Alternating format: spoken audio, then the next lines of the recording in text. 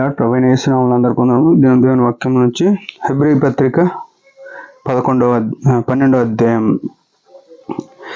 14-15 వచనం. అందరితో సమాధానమును పరిశుద్ధతో కలిగి ఉండుటకు ప్రయత్నించుడి. పరిశుద్ధత లేకుండా ఎవడును ప్రభువును చూడడు. మీలో ఎవడైనను దేవుని కృపను పొందకుండా తప్పిపోనేమో అని చేదైన వేరు ఏదైనా మొలిచి కలవరపరచుట వలన అనేకులు అపవిత్రులైపోదురేమో అనియు. ప్రియమైన వాళ్ళారా, ఈ మాట మనం చాలాసార్లు చదివి ఉంటాం.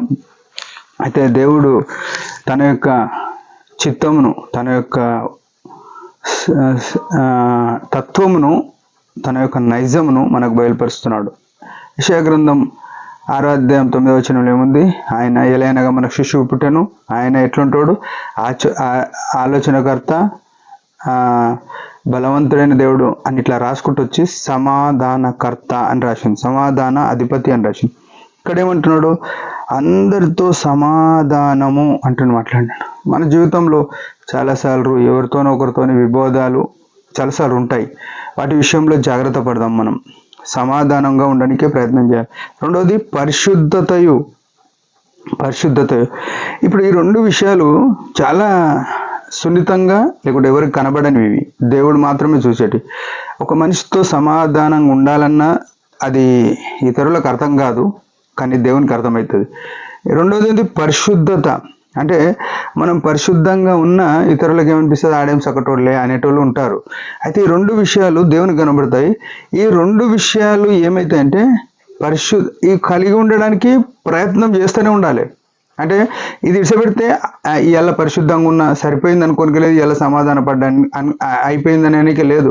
ఇది దినదినము సమాధాన పడనికే ఇతరులతోటి, మన చుట్టూతోటి, మన సంఘస్థులతోటి, ముఖ్యంగా యేసుక్రీస్తు రక్తంతో ఎవరైతే కడగబడుతూ వచ్చినారో ఆ ప్రజలతోటి సమాధానంగా ఉండాలి. పరిశుద్ధతను కాపాడుకుంటూ ఉండాలి. పరిశుద్ధత ఇవి కాపాడుకోకపోతే కోల్పోయే ప్రమాదం ఉంది. అయితే దేవుడు ఏమంటున్నాడు? పరిశుద్ధత లేకుండా ఎవడును ప్రభువును చూడడు. ఎంత విచిత్రం చూడండి. మనము చాలా మంది పెద్ద పెద్ద బోధలు చేసి దేవుని చూస్తాం అనుకుంటాం, కానీ పరిశుద్ధత అనేది లేకుంటే దేవుని చూడలేం మనం.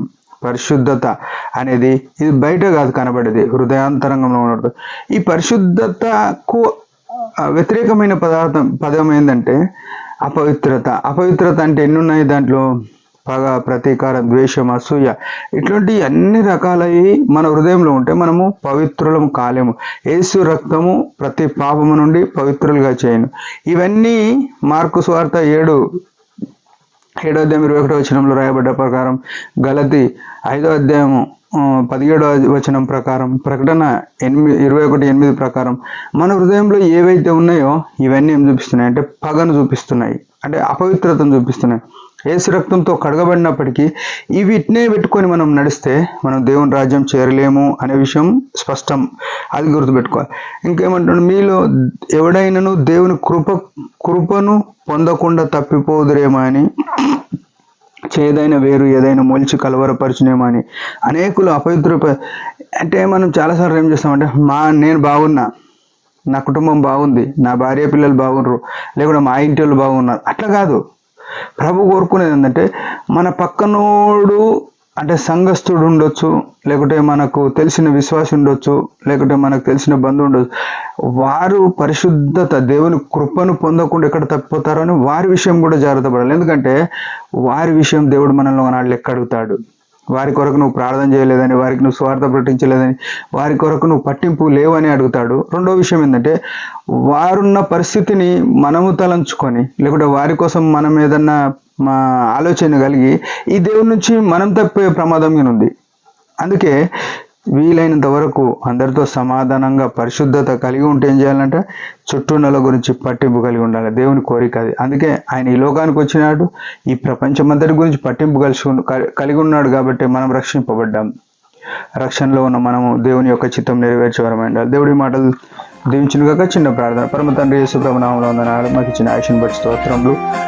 మా జీవితంలో మేము ఎక్కడ కూడా తప్పుకోకుండా పరిశుద్ధతను, సమాధానమును కాపాడుకున్నట్టు ప్రయత్నం చేయటం, నీ పరిశుద్ధతలో నిలిచిండుట కృపణీయమని యేసు నామములో ప్రార్థిస్తున్నాం తండ్రి. ఆమెన్. మీరందరి పరిచర్య గురించి భారంగా ప్రార్థన చేయండి. Praise the lord.